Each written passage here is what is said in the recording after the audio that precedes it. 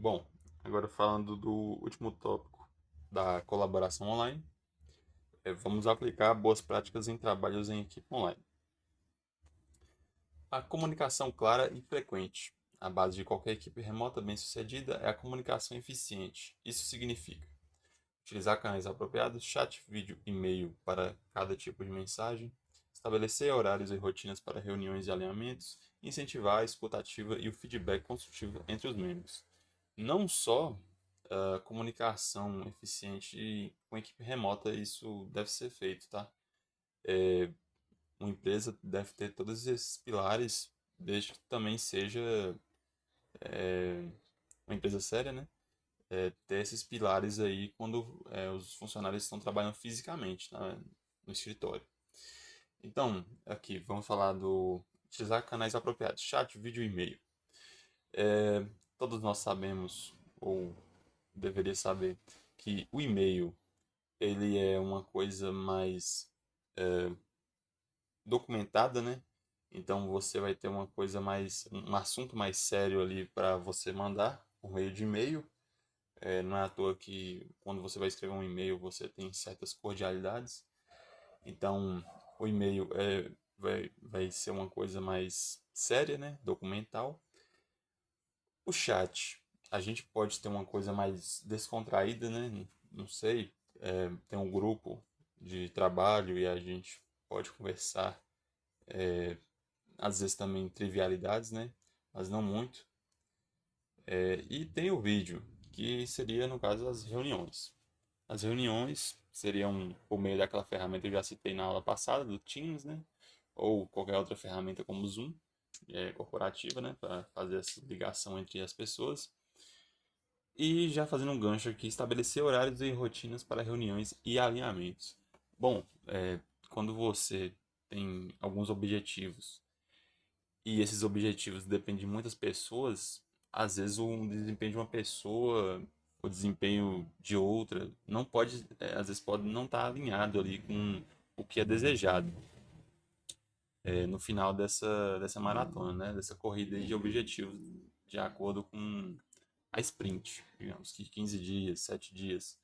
Eu falo isso porque a gente tem que sempre ver como está andando o processo, o progresso. Tá havendo progresso?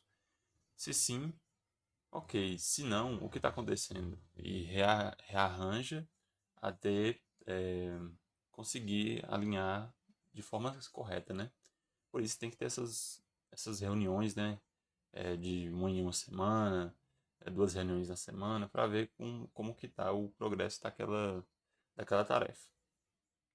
Essa de incentivar a escuta ativa e o feedback construtivo entre os membros é sempre bom você saber como é que está a sua posição, como é que está seu trabalho, se está sendo satisfeito, né? Se você está satisfeito primeiramente, se as pessoas estão satisfeitas com o seu desempenho, é sempre bom saber. Mas não aquele feedback duro, né? Nossa, você entrou aqui e estava muito bem, mas agora você parece que murchou ou você não está mais rendendo que rendia antes. Sempre deve haver um feedback construtivo em questão de engrandecer, né, o seu colega. Ô, cara, você entrou aqui e tal, estava muito bom. Eu vi que deu uma decaída, não muito duro, sabe? Mas é, falar que sentiu um pouco de perda de desempenho ali, mas não tocando na ferida em si, né?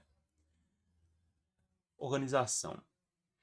Sem um ambiente físico compartilhado, a organização precisa ser ainda mais visível. Para isso, use ferramentas como o Trello, né? Asana ou Notion para distribuir tarefas e acompanhar o progresso. Defina prazos realistas e responsáveis por cada atividade. Documente decisões e mantenha registros acessíveis a todos. Bom, isso aqui é mais do mesmo que eu falei no, nos textos passados, né? O Trello ele ajuda muito nessa questão de ver o progresso de uma ação, um progresso de uma ferramenta, de um trabalho, né? Ele ajuda muito nessa questão. O Notion ele é mais para anotações, ele também serve para fazer essas questões de checklist. Não usei muito, mas para fazer essa organização em si de documentação, o Notion ele é muito bom para fazer uma documentação compartilhada, né? Ele é muito bom nessa questão. Defina prazos reais e responsável por cada atividade. Toda vez que você vai fazer alguma tarefa, você, ao menos o seu gestor, né, deve saber o mínimo de tempo para fazer aquilo ali, dependendo do seu nível, né, de tarefa. Então, aí é mais responsabilidade dos gestores. Se não tiver o gestor, aí você vai tentar encaixar mais ou menos ali o que você consegue fazer em certo tempo. Documente decisões e mantenha registro da acessibilidade a todos. Bom, com o Notion você pode fazer isso. Você deixa lá um paper, uma documentação, né? Dando exemplo novamente da aplicação, você está fazendo uma aplicação, você fez uma decisão ali que teve que mudar uma tecnologia porque está sendo muito custosa a, a maioria, né? Então, às vezes é muito difícil de aprender a aplicar aquela biblioteca e não integrava bem e é cara. E você vai lá e documenta isso e e pede para os desenvolvedores trocarem essa integração para uma que sirva melhor, né? Dando um breve exemplo. E por fim, o engajamento. Manter o time motivado e conectado é um desafio à distância. Algumas boas práticas incluem conhecer conquistas e celebrar resultados, mesmo que virtualmente. Promover momentos informais, como cafés virtuais ou dinâmicas de integração. Estimular a participação ativa e o senso de pertencimento. Igual eu disse na aula passada, a questão aqui é que quando os indivíduos estão alinhados no mesmo propósito, não tem nenhum problema é, que impeça, do objetivo e a meta ser sanada, ser feita, né? Mas quando há essa desmotivação, é, não tem muito aquele contato, né, entre o gestor e a pessoa, né, que faz o trabalho, pode sim acarretar um problema muito ruim. Então, engajamento, cafés, né?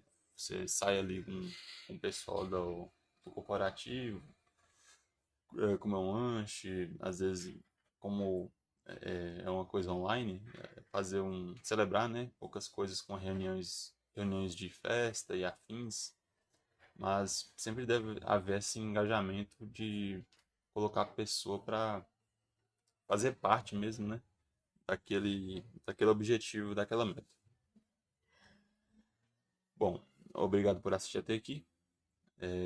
Se quiser ver mais aulas, youtube.com/@dejoncastro. E é isso. Até.